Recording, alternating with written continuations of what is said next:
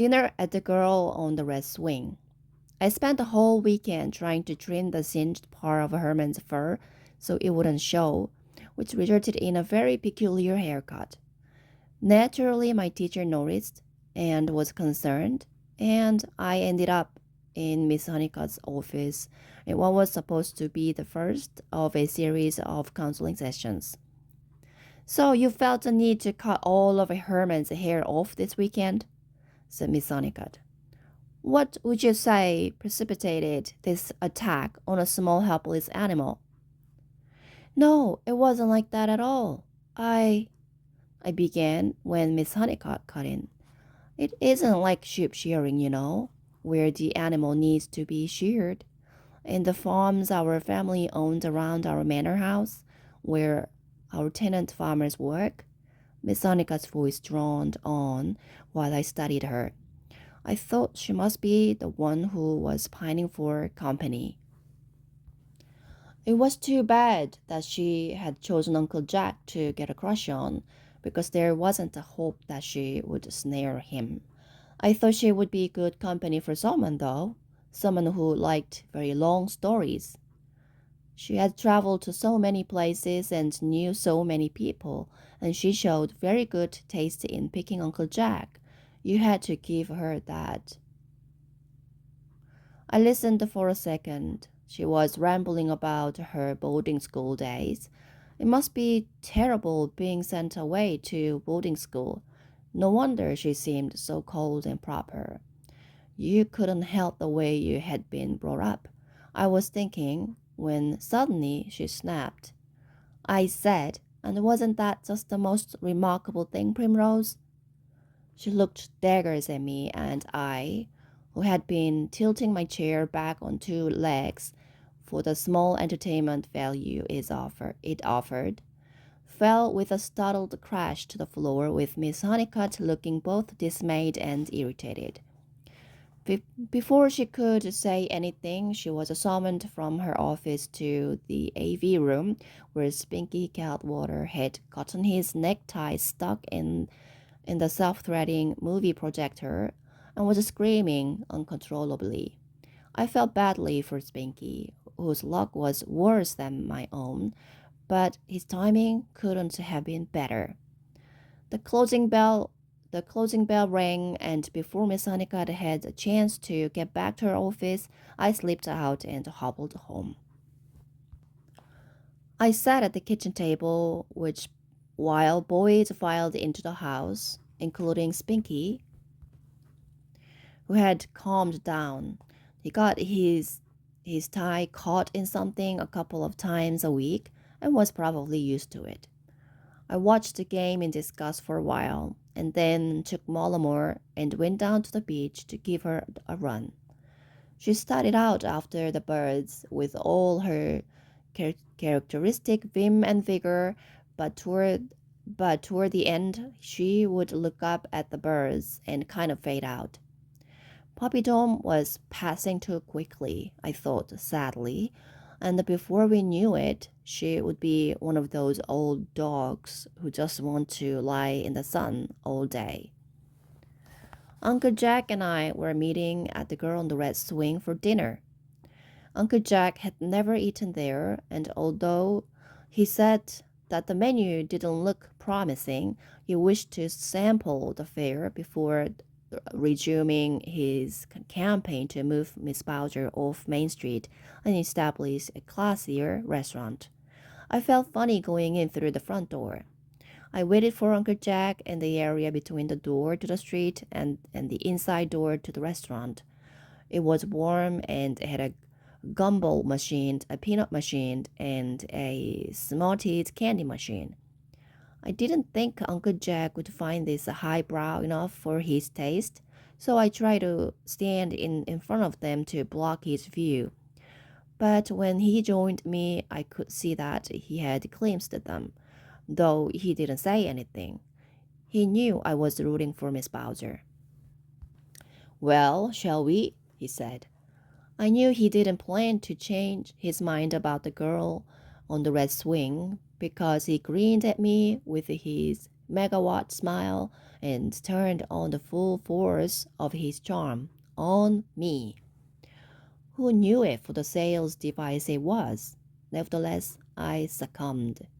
Such was the power of his smile. Uncle Jack held the door open for me. I smiled back and stepped through, looking up at him and not watching where I was going. I stepped right into Miss Honeycutt, who was waiting in the please wait to be seated area. She was with a bunch of teachers. Just then, the hostess came to seat Miss Honeycutt's group. She waved her friends on ahead and said she would join them in a minute. Primrose, she said briskly. She was a very brisk person, as if the three of us were constantly late for our trains, and only she could get us organized and on our tracks on time. Jack, so nice to see you. I think we should make an appointment to have a chat. Certainly, said Uncle Jack, smiling and looking trapped. We have to examine we have to examine what has happened to Primrose in the little while since her parents have been away, she said. I didn't know why she had decided to go all subtle suddenly. For months she had been telling me my parents were dead and drowned with no tact whatsoever. Where do you live, Miss Honeycutt? Asked Uncle Jack, his brow furrowing as if he had suddenly thought of something desperately important. There was a thin line of beaded sweat around the top of his forehead, and I, who knew his furnace, could tell by the huffing and puffing of the veins in his nose that he was working his will against hers. Where do I live? Miss Honeycutt blinked, and her mouth fell slightly open. Uncle Jack tilted his head to the side and looked earnest. Why, on State Street. You've been there, said Miss Honeycutt. She looked thrown off balance. Lovely place, said Uncle Jack. It's adequate for my purposes. Why exactly are you asking me this?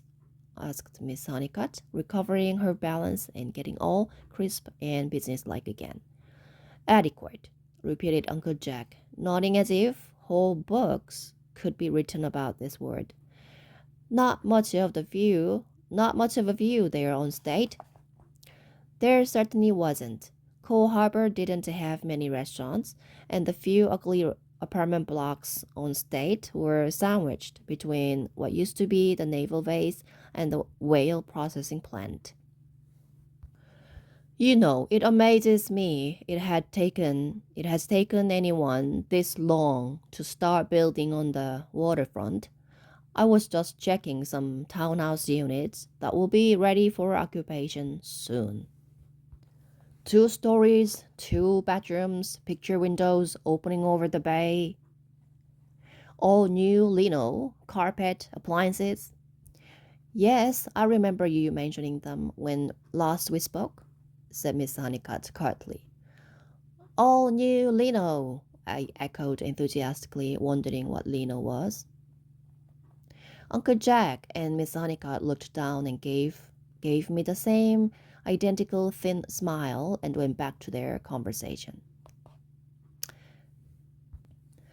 Yes, and I remember you wanting to speak to me about Primrose when last we spoke.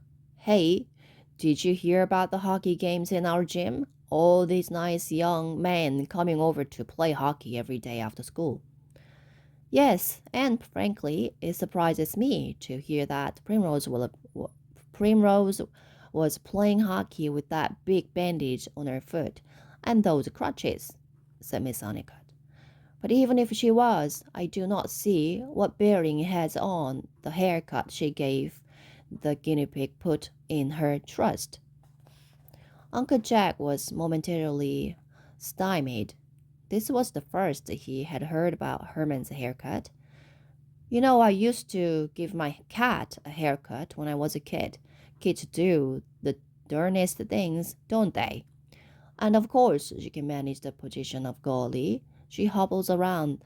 She hobbles around the house on her heel without her crutches most of the time these days and only uses them for walking outdoors. Yes, but, said Miss Honeycutt, and I wouldn't suggest you move if you have found a place that exactly suits your needs and you feel attached to it. But gosh, you ought to come up and see the sunsets over the ocean. Ever seen the sun drop into the Pacific? Now there's a sight. Well, yes. Now, how nice to sit out on your own balcony every night with a margarita, watching that sun go down. I don't drink margaritas. I know you've got Primrose's best interest at heart. I'm sure we all do. Now I've got a butte of a townhouse going to be finished up this week. We could have the papers signed and you moved in by the end of 2 weeks. You can't beat that. And there's some amazing investment opportunities here in town. Within 5 years, I expect real estate prices here will have doubled like they did in the towns further south. I wouldn't do I wouldn't do this for everyone, but we could talk about letting you have that townhouse at cost. And I'd even pick up the moving expenses. Miss Hanika stood there like a stone. She looked at me as if she was trying to figure out what in the world anyone saw in me. Her tongue worked around in her mouth. Uncle Jack was very still, hardly breathing, but smiling at her, willing her to take the bait. All three of us knew that if she tried to take me away from Uncle Jack, she was going to miss the deal of a century. Well, Mr. Honeycutt said finally, I must join my friends. What do you think that means? I asked Uncle Jack as the hostess led us to a table. I think it means she plans to think about this when she gets home, said Uncle Jack. But what does she care? What does she care really about getting a townhouse at Coast? I asked. She's got lots of money and she won't even live here anymore when she inherits her millions. Oh, but Primrose, said Uncle Jack, reading his menu, the rich are notoriously cheap. That's how they became the rich. Now, what's good on this house? Hash house. Shepherd's pie, I ventured. She makes it with lots of gravy. Uncle Jack was very partial to gravy, but he went with the broiled swordfish, which he said was the most upscale thing on the menu. Ah, now you see, Primrose, he said when it was served.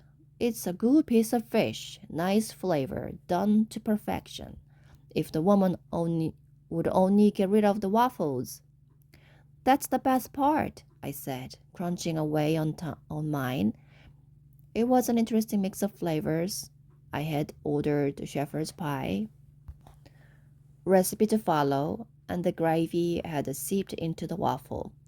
Miss Bowser kept pictures of Miss Bowser kept pitchers of maple syrup on all the tables. The gravy and the syrup had a certain savory sweet charm. Yum, I said. Over dinner, I told Uncle Jack about Miss Honeycutt and Miss Perfidy dragging me away from the seals. I don't know how I'm going to take Mollimer down to the beach or sit on the dock and watch for my parents if everyone thinks I can't even take care of myself anymore. I complained. Sell fish, said Uncle Jack. Huh? I said. To the mink farm. Mr. Contram pays 10 cents a pound. All those hockey-playing boys do it when they need spare change. They wait for a whale to get towed in. The fish follow the whale. Why, haven't you noticed that the whole bay is teeming with them, feeding on each other and the carcass? Easiest thing in the world. I've seen them do it.